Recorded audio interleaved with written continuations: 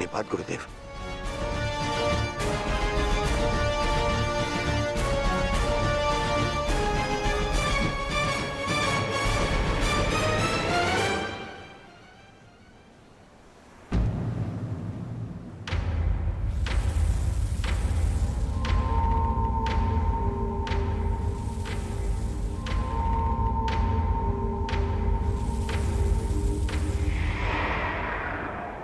अक्षणी सेना का विनाश हो चुका है कान्हा।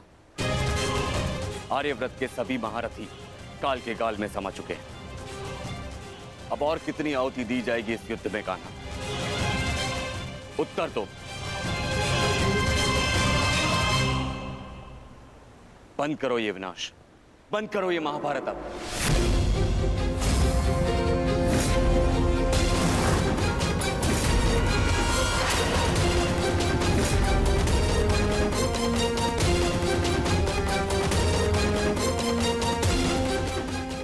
नहीं गुरुदेव,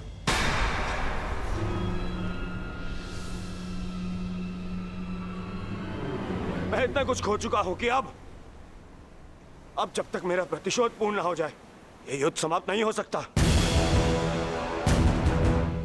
और ना ही मैं अपनी प्रतिज्ञा पूर्ण होने से पूर्व इस युद्ध को समाप्त होने दूंगा।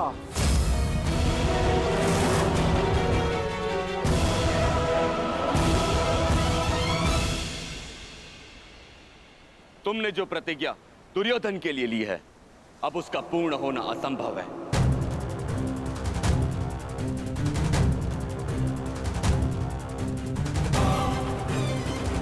क्योंकि गदा युद्ध में कमर से नीचे प्रहार करना नियम के विरुद्ध है। और तुमने प्रतिज्ञा ली है दुर्योधन की जंगा तोड़ने की।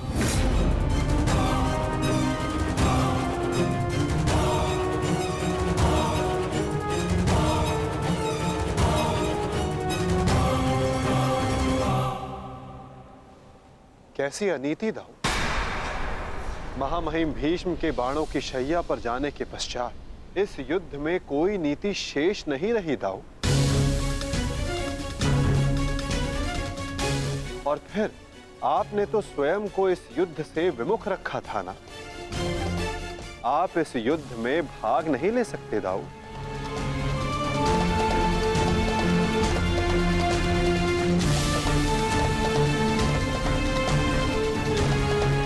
ये युद्ध धर्म स्थापना के लिए है दाऊ। मैं यही तो देखने आया हूं कान्हा कि इस धर्म स्थापना की युद्ध में कोई अधर्म ना हो।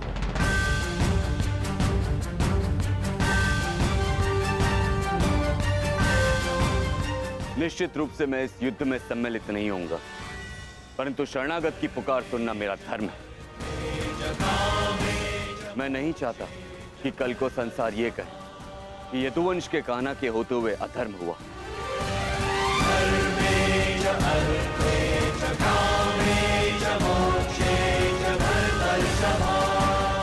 यदि ये दोनों युद्ध करना चाहते हैं तो करें।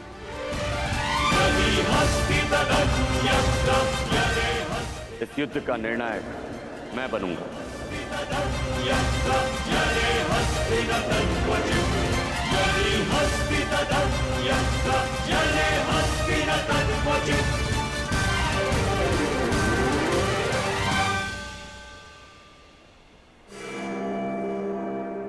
और स्मरण रहे, जिसने भी इस युद्ध में नियमों का उल्लंघन करके विजय पाई, उसे मैं स्वयं अपने हल से समाप्त कर दूंगा।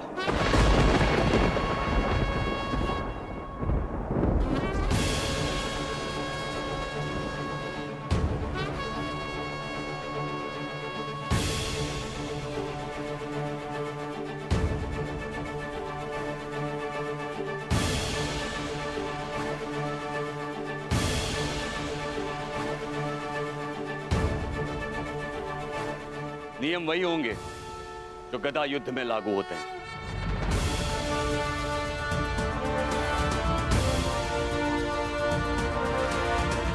और युद्ध में कोई भी योद्धाओं के मध्य नहीं आ सकेगा।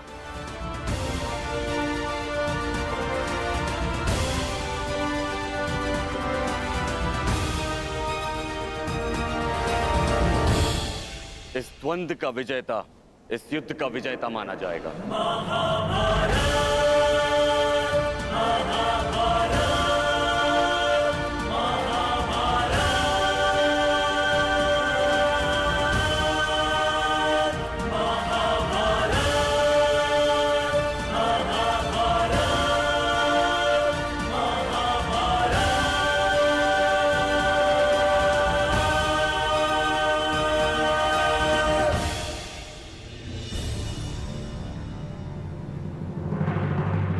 अब धर्म स्थापना का भार तुम्हारे कंधों पर है विकोदर।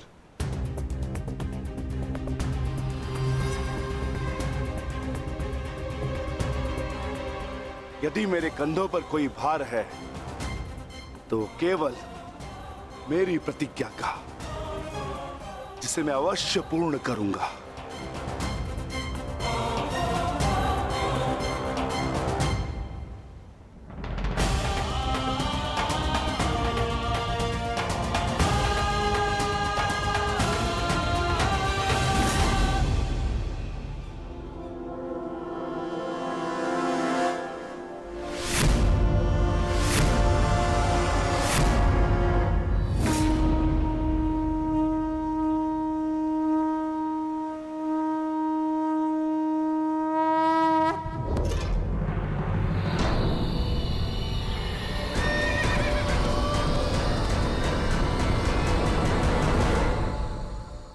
युद्ध प्रारंभ करो।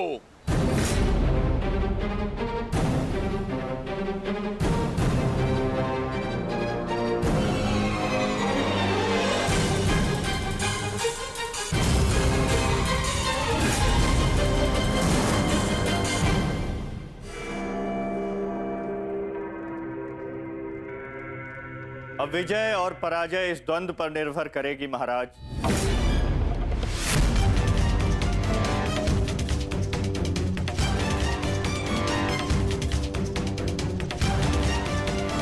एक ओर प्रतिशोध है तो दूसरी ओर प्रतिज्ञा।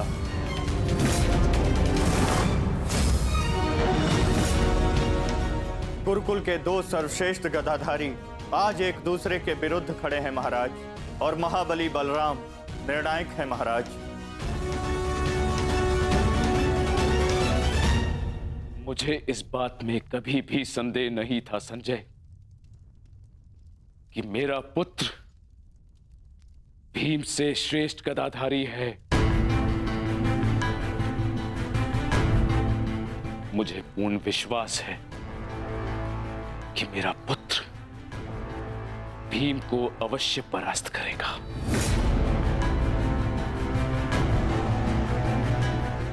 परंतु मुझे चिंता थी तो केवल वासुदेव की,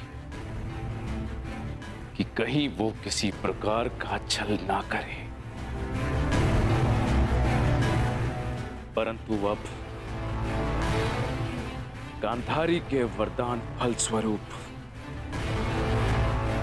न भीम दुर्योधन का कुछ बिगाड़ पाएगा, और हलधर बलराम के मध्य में उपस्थित होने के कारण वासुदेव भी हमारे पुत्र के साथ कोई छल नहीं कर पाएंगे।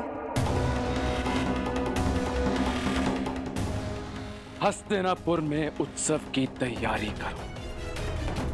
मेरा पुत्र इस संसार का सबसे बड़ा युद्ध जीत कर आने वाला है। हाँ, तैयारी करो।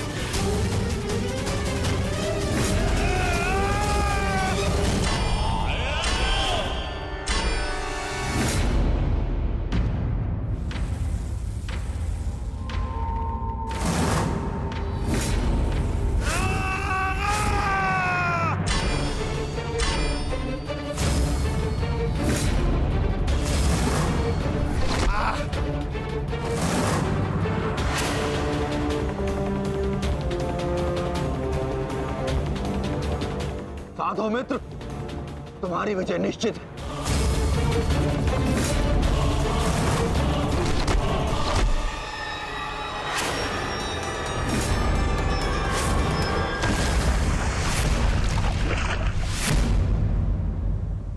माधव, यदि ऐसा ही चलता रहा तो भीम दुर्योधन के आगे अधिक समय तक टिक नहीं पाएगा। ये द्वंद्व पूर्ण रूप से दुर्योधन के पक्ष में है।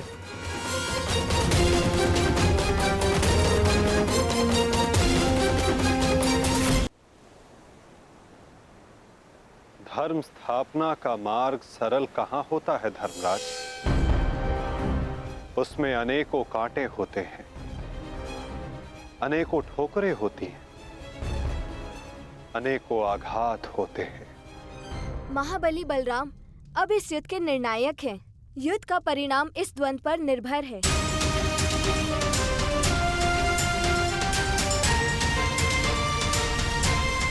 माधव,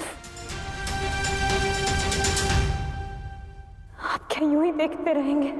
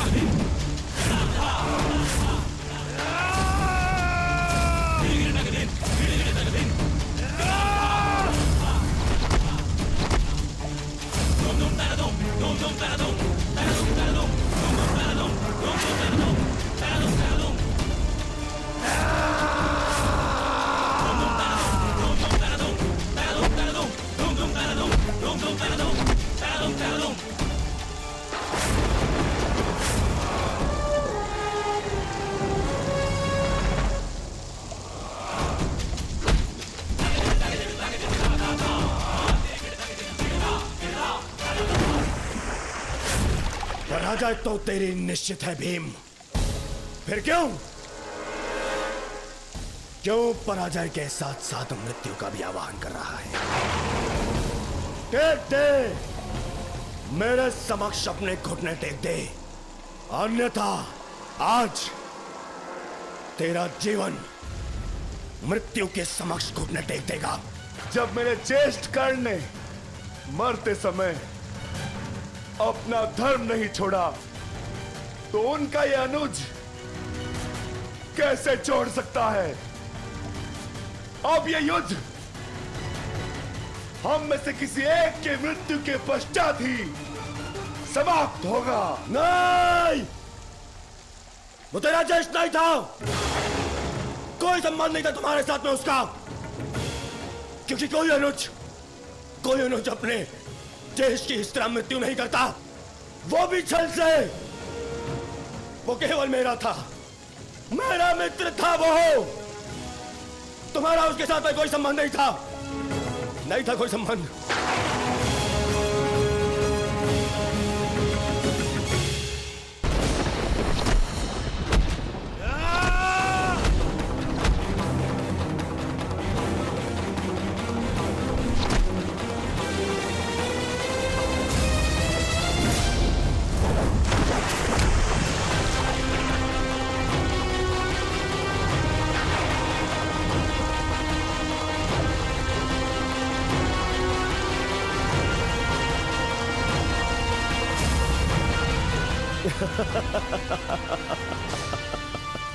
क्यों पांडवों, आनंद आ रहा है?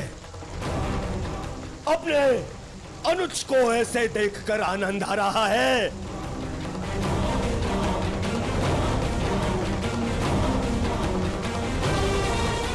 इसी के सहारे इस युद्ध में विजय प्राप्त करने का स्वप्न देखा था ना तुम लोगों ने?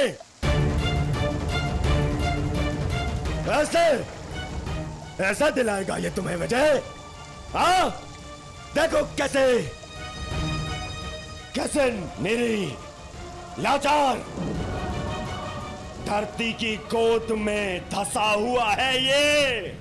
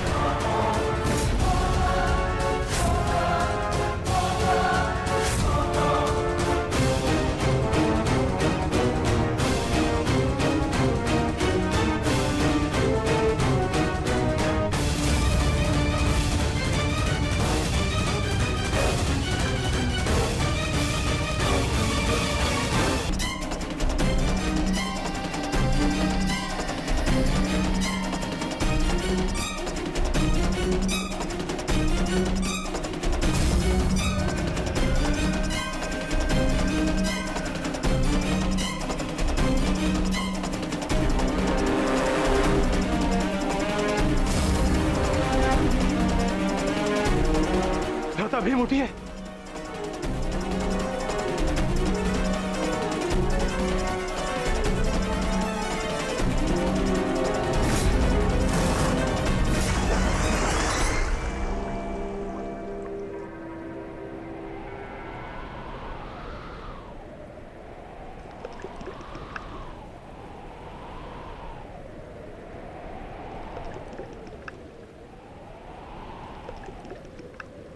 उठिए भ्राता भीम, उठिए भ्राता भीम।